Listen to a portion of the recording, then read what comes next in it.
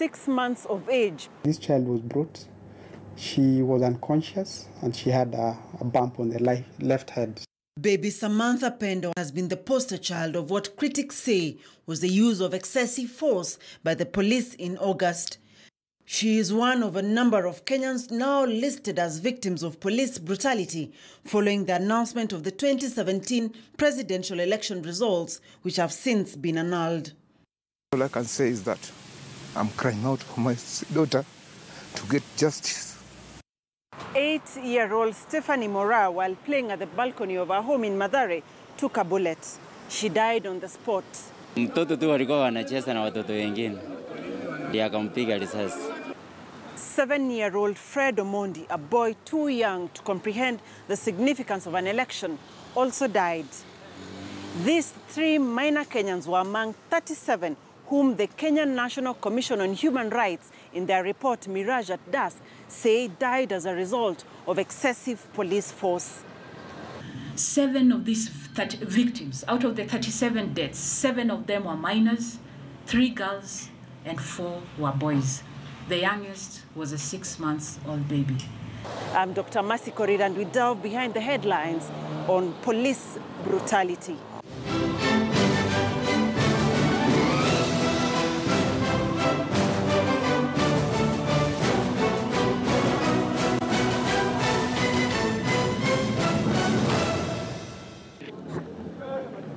It is the morning of Saturday, August 12th, 2017, just one day after the announcement of the presidential election results.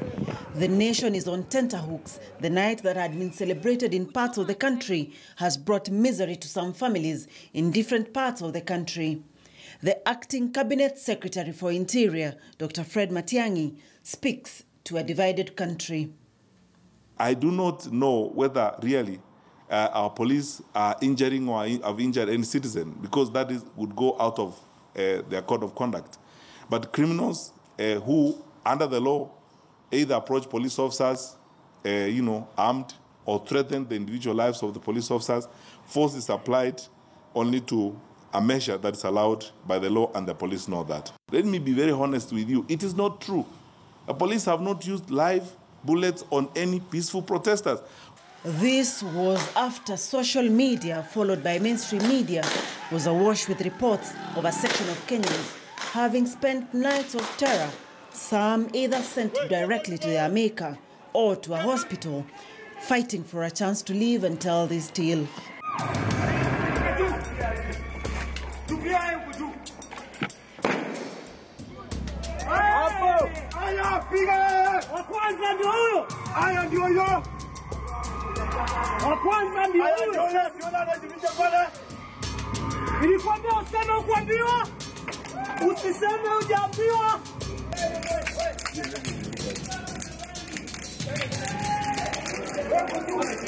The presidential election result has caused celebration in some parts of Mathare, but lots of violence in others. We're currently here on the border between Ruaraka and Mathare, and all of these apartments that you see on each side of us have got people. That was close. 2 months later, the CS remains non-committal on who had killed the children listed in the report, blaming conflicting reports in this interview with KTN News in early October. On Saturday morning, when we were at the press conference, none of us actually, first of all, the child who died in Kisumu died long after that incident. The child who died in Mathare was shot dead on that Saturday morning. None of us knew that a child had died, number one. Number two, when we got to know about it, the circumstances were totally unclear to us. We had 3 versions of the story about how the child had died in Mathare.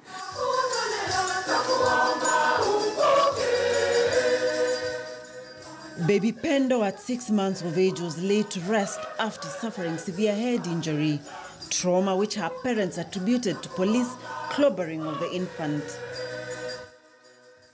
All I can say is that I'm crying out for my daughter to get justice that he deserves.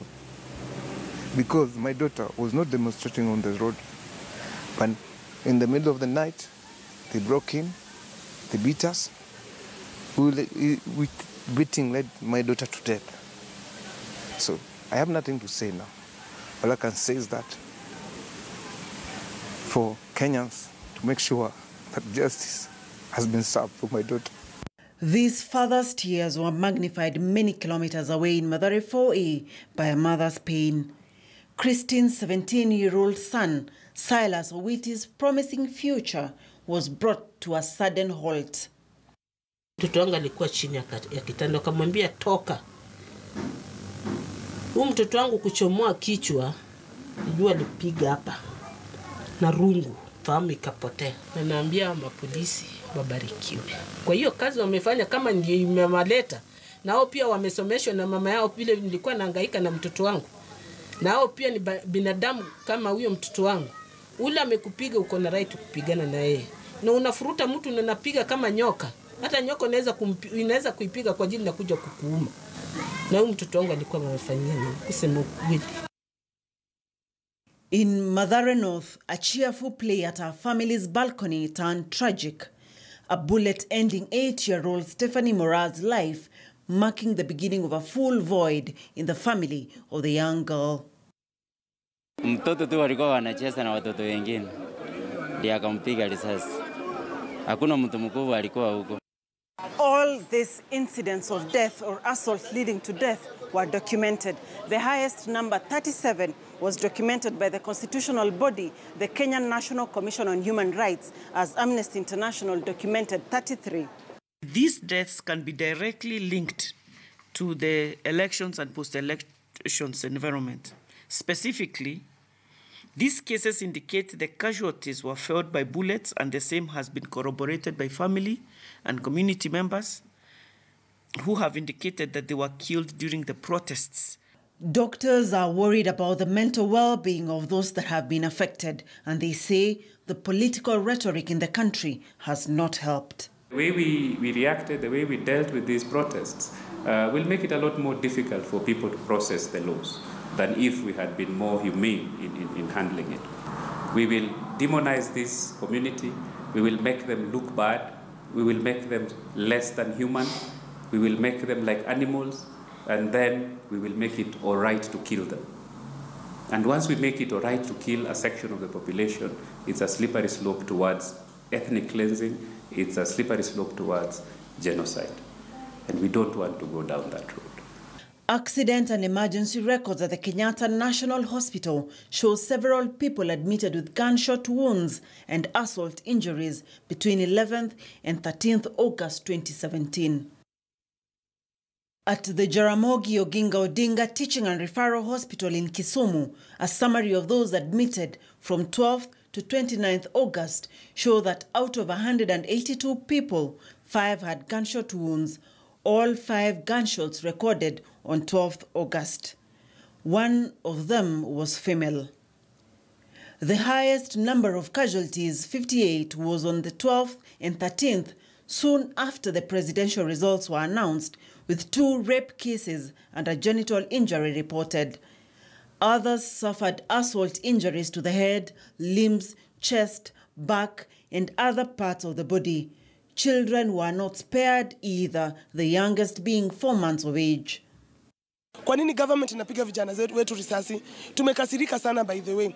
As a young lady, I am a parent, I have kids. Right now I can't be with my kids because of this election. Serikali ambayo imefanya hili jambo iwajibike, and we want to get the answers to the bottom of the answers of this problem. Because hatuwezi kubali watu wetu wauawe just because of simple politics. The government's narrative of violent protests and looters being met with the full force of the law continues to make no sense to many here, with continued reports of infants and children paying the ultimate price. I can account for each of the 8 people who were killed. I can account for each one of them. I want someone who's saying the other 18 or 100 to account for their number. Because what I was given, just a minute, what I was given by the police indicates that these people are engaged in criminal activities. What IPOA does with these cases is they are considered as public interest cases. We don't even expect someone to complain because right now we are alive to the fact that there are protests going on, and that the police will be on the road, and some of these things are bound to happen. Others in their houses are said not to have been safe anyway, with these amateur videos raising temperatures across some sections. Hello? Peaceful demonstrations are guaranteed and allowed by the Constitution. It is every Kenyan's right to demonstrate peacefully. If you don't like anybody around, you are free to demonstrate peacefully. But the law is very clear, between 6 a.m. and 6 p.m., number one. So if you are actually demonstrating outside 6 p.m., that is not a peaceful demonstration. I didn't write the law. The government that has been widely criticized says it is also a victim of what the CS says is widespread misinformation. The stories are two. The police tell you their version, and the members of the public tell you another version of the story. For any Minister of Interior, what do? You go to the oversight authority, because it's the independent body, because the police in this case are accused. We cannot trust the version of the members of the public. You tell IPOA, get us the facts. What most likely would be interested in knowing on our part in terms of investigation is to find out who these people were. Were they really police? Which units do they belong to? Who deployed them? What were they doing in that particular incident? According to the Waki report following the 2007 post-election violence, and I quote, gunshots accounted for 962 casualties, out of whom 405 died. This represented 35.7% of the casualties, making gunshots the single most frequent cause of death in the post-election violence in 2007-2008, end of quote. Have the police borrowed any lessons from this report? Behind the Headlines takes a break.